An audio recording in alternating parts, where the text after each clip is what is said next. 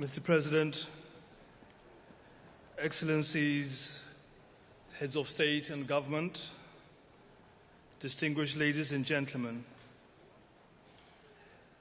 I wish to commence my statement by expressing our profound sense of shock and sadness at the recent horrific terror attack on the city of Paris, which claimed the lives of 130 people and left many others injured. The government and the people of Lesotho join me in conveying through you, Mr. President, to the government and the people of the Republic of France our heartfelt condolences for this great loss, particularly to the members of the bereaved families. We also wish those who have suffered injuries a speedy recovery.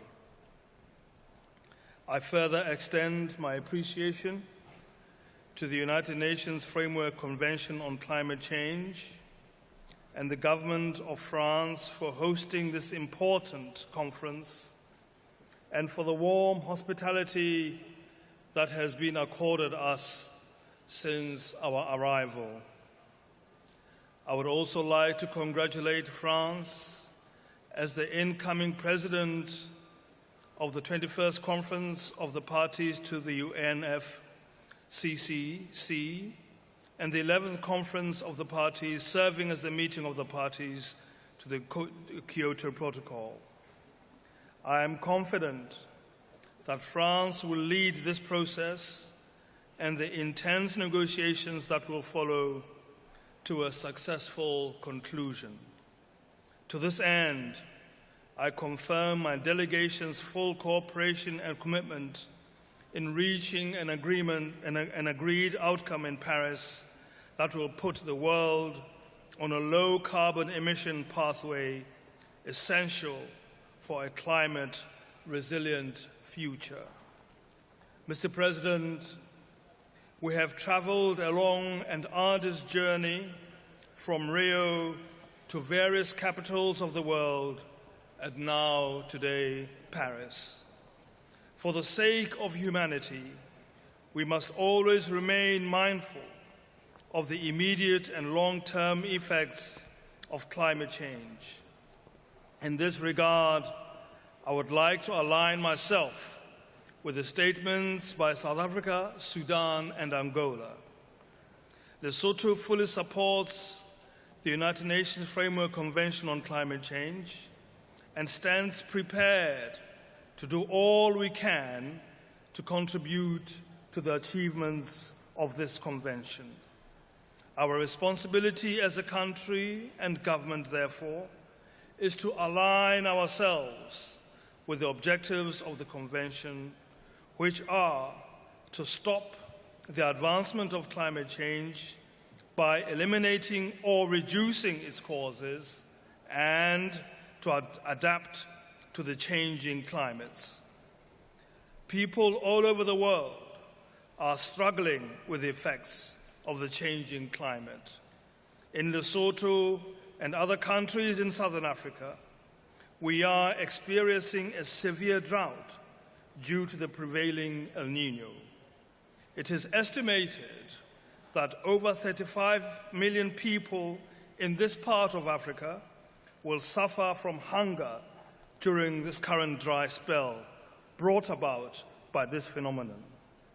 Developing nations are in urgent need of a helping hand in order to survive these challenges. In 2011, my country experienced its heaviest rainfall, resulting in destructive flooding. The floods caused damage to property and loss of livelihoods. Other climate change-related challenges which we face include increased drought frequency and severity, desertification, and land degradation. Extreme climate events such as prolonged and intense drought are becoming normal features of our climate. All these serve to confirm that climate change is indeed real. The findings of the fifth assessment report of the Intergovernmental Panel on Climate Change bear testimony to the fact that global greenhouse gases must be reduced significantly to limit warming to below 2 degrees Celsius. I may add, however, that this is not adequate to keep the most vulnerable countries like Lesotho safe. More needs to be done, as time clearly is not on our side.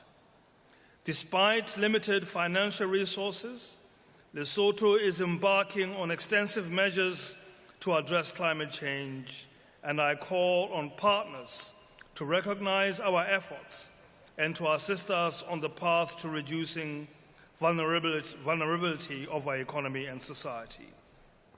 Lesotho has recently submitted her intended national determined contribution report for compliance to the UNFCCC. It outlines her intentions to adapt and mitigate the adverse effects of climate change. It is alarming to note that as we become more aware of the intrinsic need to combat climate change, our actions are not commensurate with the essential level of commitment to the objectives agreed under the Convention.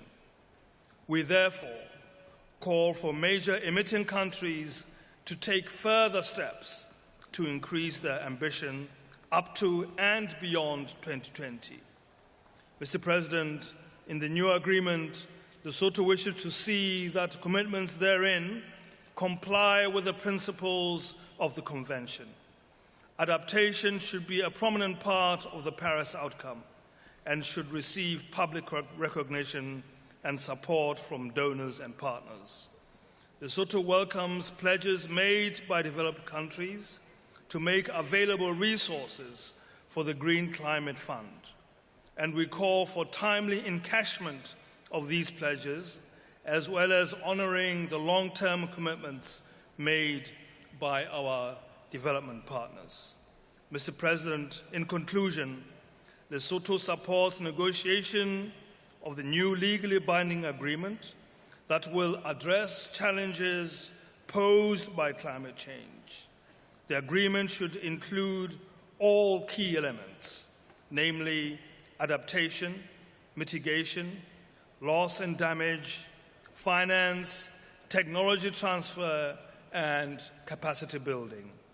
It should further be consistent with the scientific findings of the Intergovernmental Panel on Climate Change. I thank you, Mr. President.